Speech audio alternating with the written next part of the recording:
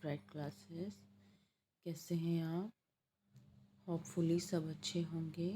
खुश रहिए, फ्रेश रहिए और अच्छी तरह से अपनी प्रिपरेशंस पर, अपनी स्ट्रेटजी, अपनी तैयारी पर ध्यान दीजिए।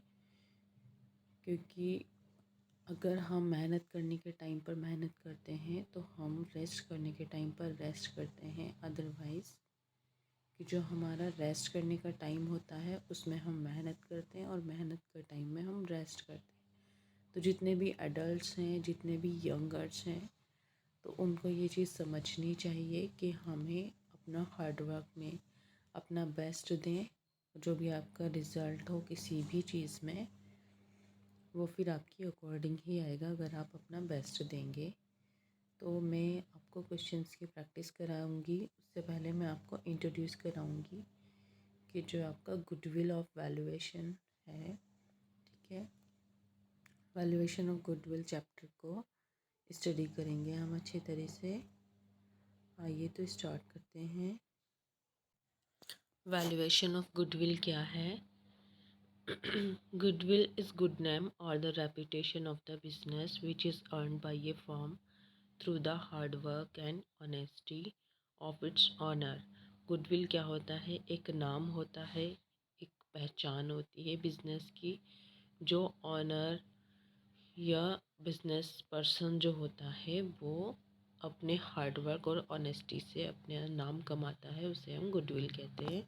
If a firm renders good service to the customers who feel satisfied will come again and again, and the firm will be able to earn more profits in future. Thus, goodwill is the value of the reputation of a firm, which enables to earn higher profits in comparison to normal profits earned by other firms in the same trade. मतलब एक firm किसी दूसरी firm के comparison में same व्यापार, एक ही तरह का व्यापार कर रहे हैं और वो अपनी रेपुटेशंस अच्छी तरह से बनाते हैं और प्रॉफिट्स को हायर करते हैं। तो ये क्या होती है? ये गुडविल कहलाती है।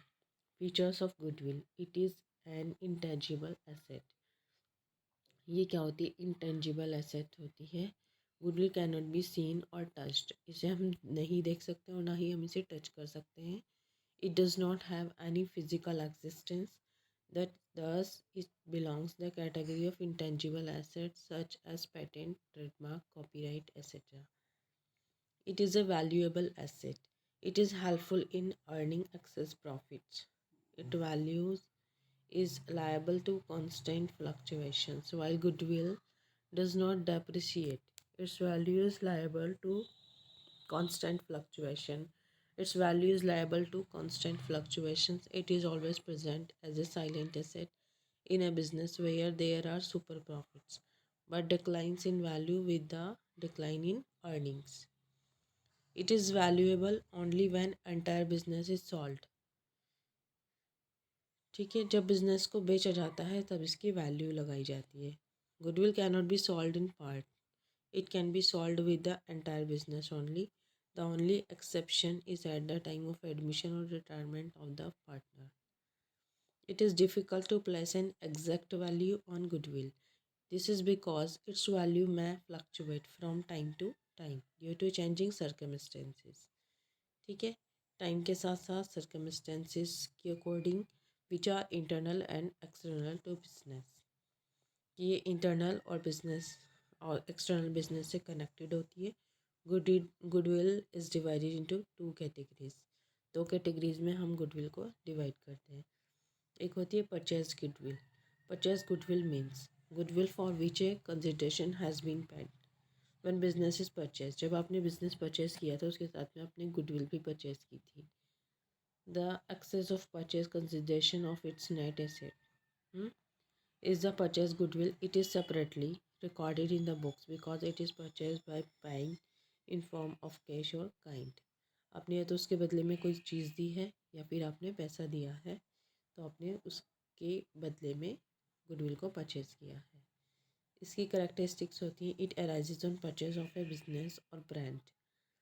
अगर आप किसी ब्रांड को ख़रीदते हो या बिजनेस को ख़रीदते हो तो आपके गुडविल अराइज होती है। Consideration is paid for it, so it is recorded in books.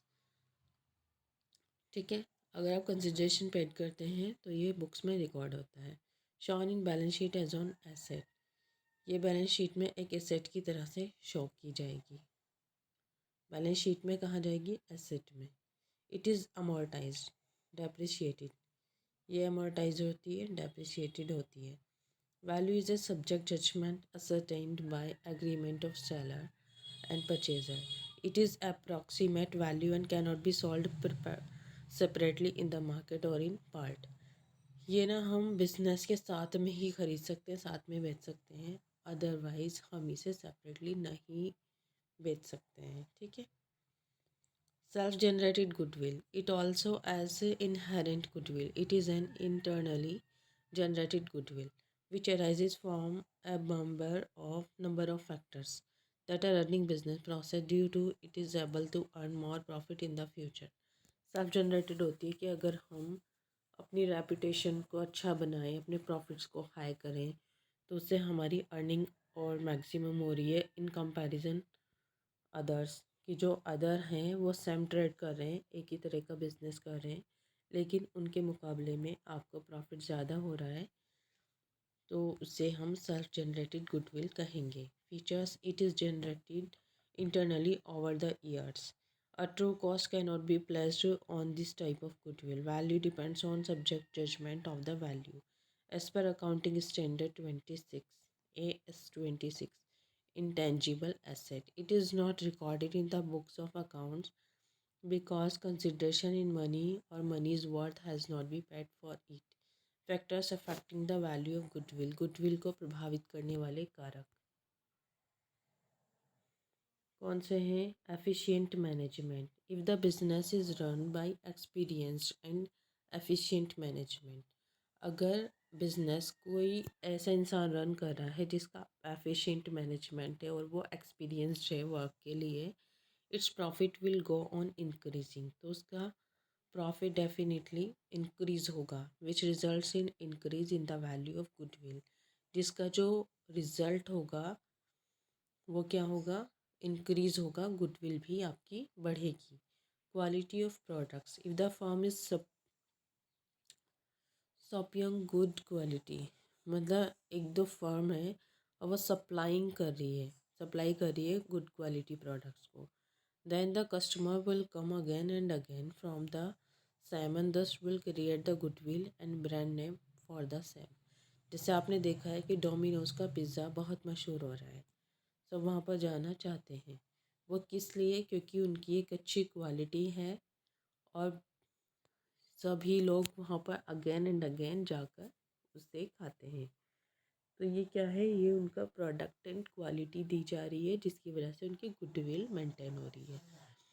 Location of business. If the business is located at a convenient or prominent place, कि अगर बिजनेस ऐसी जगह है जहाँ पर आना जाना इजी है, it will attract more customers. जहाँ पर क्या होगा? अट्रैक्ट करेगा वो मोर कस्टमर्स को, and therefore will have more goodwill. और उससे क्या होगी? गुडविल आपकी बढ़ेगी. अगर आप किसी आउटर एरिया में रहते हैं, बिजनेस स्टार्ट करते हैं जहाँ पर लोगों को इजीली आना जाना अवेलेबल नहीं हो सकता है, तो आपका बिजनेस की गुडविल पर भी इसका फ़र्क पड़ेगा. The longevity of the business. An older business is better known to its customers, therefore it is likely to have more goodwill. when a business enterprise has built up good reputation over a period of time, the number of customer will be more in comparison to the customer of new entrants. Number of customers is an indicator of profits earning capacity of a business. Monopolistic and other rights. If a business enjoys monopoly market, it will have assured profits similarly. If it holds some special rights such as patent, trademark, copyright or concessions, etc., it will have more goodwill. Other factors: good industrial relations, favorable government regulations, stable political conditions, research and development efforts, effective advertising to establish brand of popularity, popularity of product in terms of quality. Need for valuing goodwill, goodwill की value करने की क्या आवश्यकता है, क्या need है. When ever the mutual rights of the partner changes the party which makes a sacrifice must be compensated. This basis of compensation is goodwill, so we need to calculate goodwill. कि जैसे partners के rights होते हैं, ठीक है, partners change होते हैं और पार्टी कोई सेक्रीफाइस करती है तो यहाँ पर कंपनसेट करना होता है. This basis of compensation is goodwill, so we need to calculate goodwill. Mutual right change under following circumstances. When profit sharing ratio changes, जब आपका प्रॉफिट शेयर रेशो चेंज होगा. On admission of a partner, on retirement of death of a partner, when amalgamation of two firms take place, when partnership firm is sold. अब यहाँ पर देखिए method of valuation of goodwill. It is very difficult to asset the value of goodwill. It is an intangible asset. In case ये intangible asset है, ठीक है, अमूर्त संपत्ति है, ये दिखाई नहीं देती है. In case of sale of a business, अगर हम किसी बिजनेस को सेल करते हैं, its value depends on the mutual agreement. ठीक, the seller and the purchaser of the business. किसी भी एसेट को सेल्ड करने पर क्या होता है कि सेलर और परचेसर के बीच में आपसी अंडरस्टैंडिंग होती है.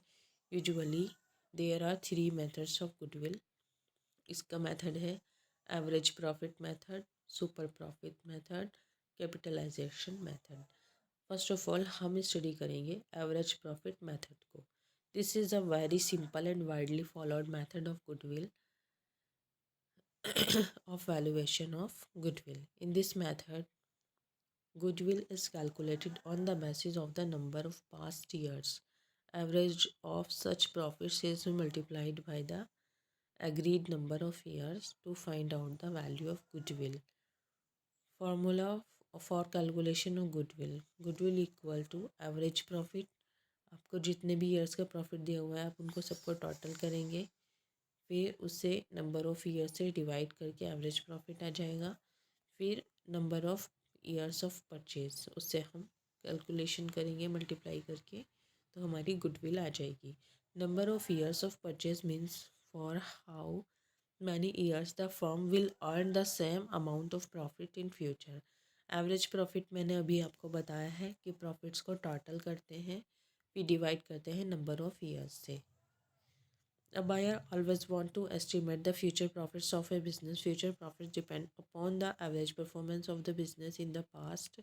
Past profits indicate as to what profit share like to occur in the future.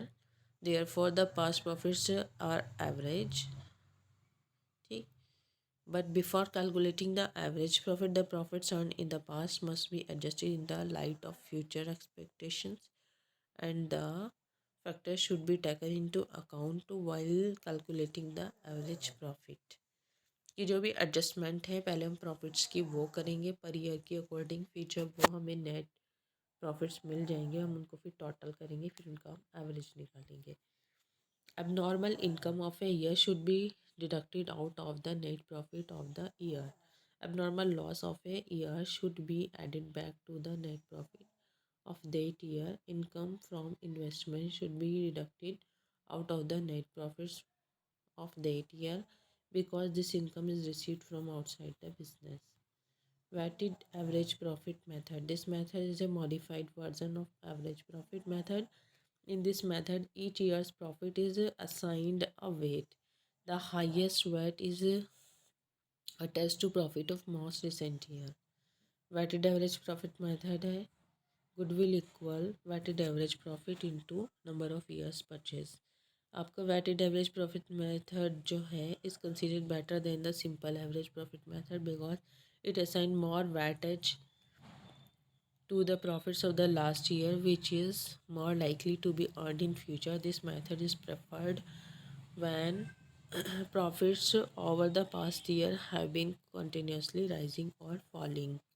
Super profit method. In this method, goodwill is calculated on the basis of surplus profit earned by a firm in comparison to average profit earned by other firm. If a business has no anticipated excess earning, it will have no goodwill, super profit, or the excess of actual profits over normal profit. Goodwill is calculated by the formula goodwill equals super profit into number of years purchase. ठीक है, super profit कैसे निकालते हैं? पहले हम average profit निकालेंगे, फिर minus normal profit. Normal profit कैसे निकालेंगे? जो इन्वेस्टमेंट होती है कैपिटल एम्प्लॉयड। फिर कैपिटल एम्प्लॉयड कैसे निकालना है? Capital plus free reserves minus fictitious assets.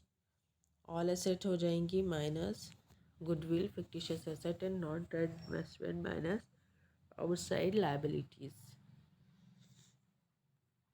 Capital method, capitalized method, capitalization of average profit method. Under this method, first of all, we'll calculate average profit, then we assess the capital needed for earning such average profit on the basis of normal rate of return. Such capital is also called capitalized value of average profit. It is calculated as under capitalized value of the firm equal goodwill is calculated by deducting the actual capital employed in business from the capitalized value of average profit. There will be no goodwill if the actual capital employed in the business exceeds or equal the capitalized value of the average profit. Net asset और capital employed equal हो जाएगा total asset minus outside liabilities. Goodwill हो जाएगा capitalised value of average profits minus capital employed. Net asset और capital employed कैसे निकालते हैं? Total asset से आउटसाइड लायबिलिटीज़ को डिडक्ट कर देते हैं। फिर गुडविल इक्वल हो जाएगा capitalised value of average profit minus capital employed. ये था आपका capitalisation of average profit method.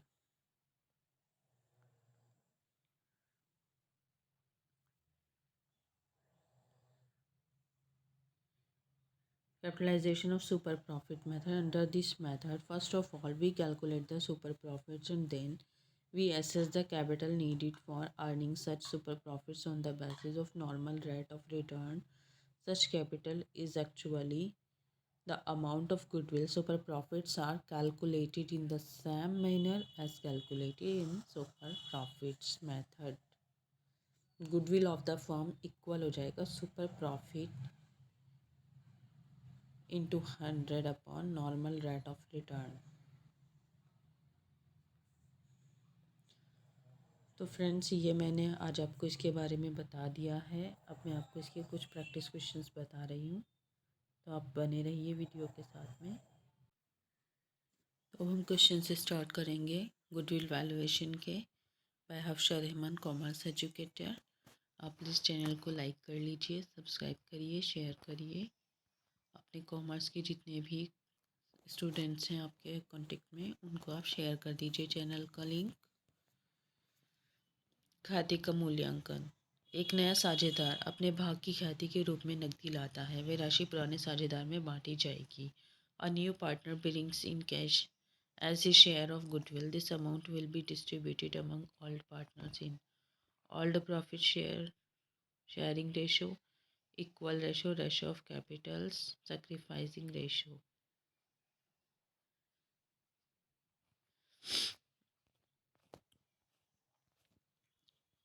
एक नया साझेदार अपने भाग की ख्याति के रूप में नकदी लाता है। मान लीजिए कि आपके पार्टनर्स हैं ABC, उनके अंदर डी आपका क्या है, एडमिट हो रहा है, डी एंट्री करता है पार्टनर।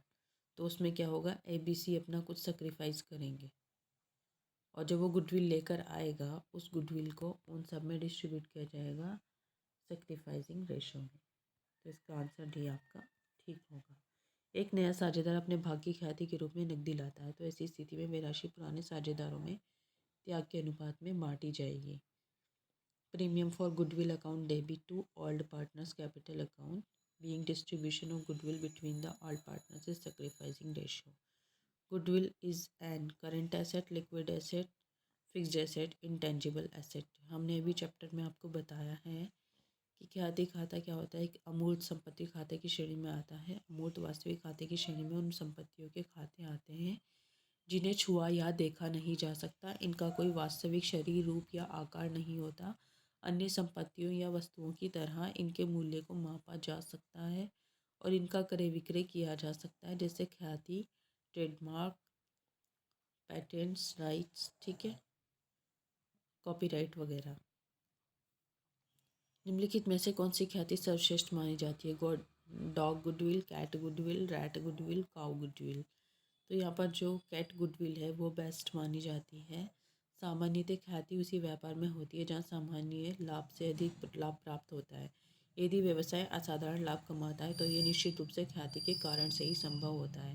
ख्याति का मूल्य निकालते समय ये ध्यान में रखना आवश्यक है कि उसे तुरंत हस्तांतरित किया जा सकता है अथवा नहीं। ये ख्याति के स्वभाव पर निर्भर करता है। ख्याति निम्नलिखित प्रकार की होती है जिसकी तुलना जानवरों से की गई है।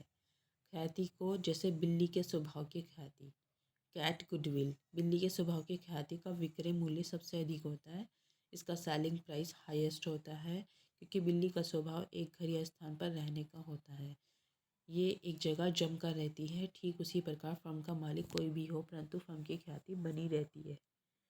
कुत्ते के स्वभाव की ख्याति क्या होती है? Dog nature goodwill. कुत्ते की स्वभाव की ख्याति का मूल्य कम होता है क्योंकि कुत्ता स्वामी भक्त होता है, इसलिए व्यवसाय का स्वामी जहाँ जाता है फर्म की ख्याति उसी के साथ चली जाती है। चूहे के स्वभाव की ख्याति। चूहे के स्वभाव की ख्याति का मूल्य शून्य होता है क्योंकि चूहे का स्वभाव होता है कि वह किसी भी स्थान पर स्थिर नहीं रहता, इसलिए स्वभाव की ख्याति का मूल्य भी परिवर्तित होता रहता है। ख्याति को दिखाया जाता है चिट्ठे के संपत्ति पक्ष में, चिट्ठे के दायित्व पक्ष में, लाभानी खाते के डेबिट पक्ष में, व्यापारी खाते के डेबिट पक्ष में। मैंने आपको अभी बताया था थ्योरी में कि asset side of balance sheet. चिट्ठे के संपत्ति पक्ष में दिखाया जाता है ख्याति को। ख्याति एक अमूर्त स्थायी संपत्ति, इसे आर्थिक चिट्ठे के संपत्ति पक्ष में तरलता क्रम में दर्शाते हुए सबसे पहले लिखा जाता है। इसी तरह कॉपीराइट, पेटेंट इत्यादि अदृश्य स्थायी संपत्ति हैं। Goodwill of a business is its current asset. एक व्यवसाय की ख्याति इसकी करंट एसेट होती है, वेस्टिंग एसेट होती है, फिक्टिशियस एसेट होती है, इंटेंजिबल एसेट होती है। डी ऑप्शन सही है। एक व्यवसाय की ख्याति एक अमूर्त संपत्ति है क्योंकि इसे महसूस तो किया जा सकता है पर देखा नहीं जा सकता। ख्याति किस प्रकार की संपत्ति है? अदृश्य, बनावटी, स्पर्शनीय, तरल। अदृश्य संपत्ति है, ठीक है। एक फर्म की पूंजी 80,000 है। उद्योग में उचित प्रतिफल 7.5% है। यदि फर्म द्वारा गत 5 वर्षों में लाभ 8,000, 9,000, 7,000, 8,500 या 10,000 तो फर्म का अधिलाभ क्या होगा? आपसे पूछा गया है सुपर प्रॉफिट। तो सुपर प्रॉफिट में आप करेंगे average profit minus normal profit.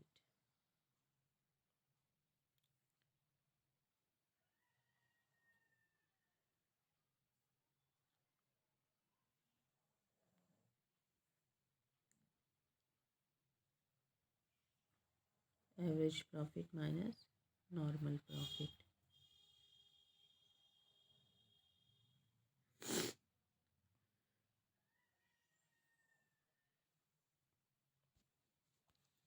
तो यहाँ पर हो जाएगा आपका टोटल प्रॉफिट्स दिए हुए हैं ईयर वाइज, तो 897, 8,500, 10,000 सबको हमने टोटल कर लिया। टोटल ईयर्स हैं 1 2 3 4 5 5 ईयर्स डिवाइडेड बाय 5, तो 8,500 एवरेज प्रॉफिट आ गया। फिर normal profit, invested capital into net of return. Invested capital कितनी है? 80,000, ठीक। तो यहाँ पर 7.5% इसका निकाल लिया, 6,000 नॉर्मल प्रॉफिट आ गया। Super profit, average profit minus normal profit, तो 2,500 रुपीज़ आपकी आ गई है गुडविल। एक मिनट, सुपर प्रॉफिट आ गया आपका 2,500। ख्याति खाता है व्यक्तिगत खाता, वास्तविक खाता, नाममात्र खाता, उपरोक्त में कोई नहीं। तो जो ख्याति खाता है वो क्या है? वास्तविक खाता है।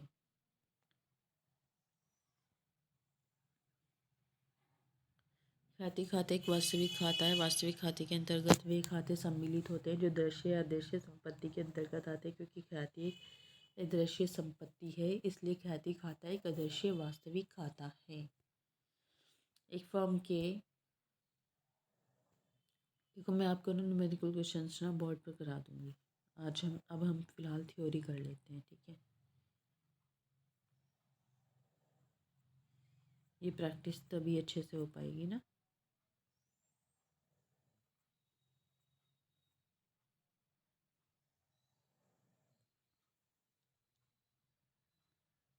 मूल्यांकन की पंजीकरण पद्धति का प्रयोग निम्नलिखित में किया जाता है। Capitalisation method of valuation is used for valuation of the share, goodwill, fixed asset, stock in trade.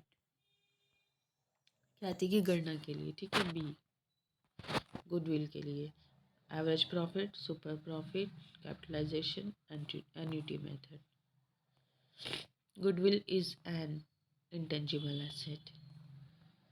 मूल्यांकन का पूंजीकरण विधि का प्रयोग किया जाता है। Capitalisation method of goodwill valuation is used for the valuation of goodwill only, ठीक है। Average profit, super profit.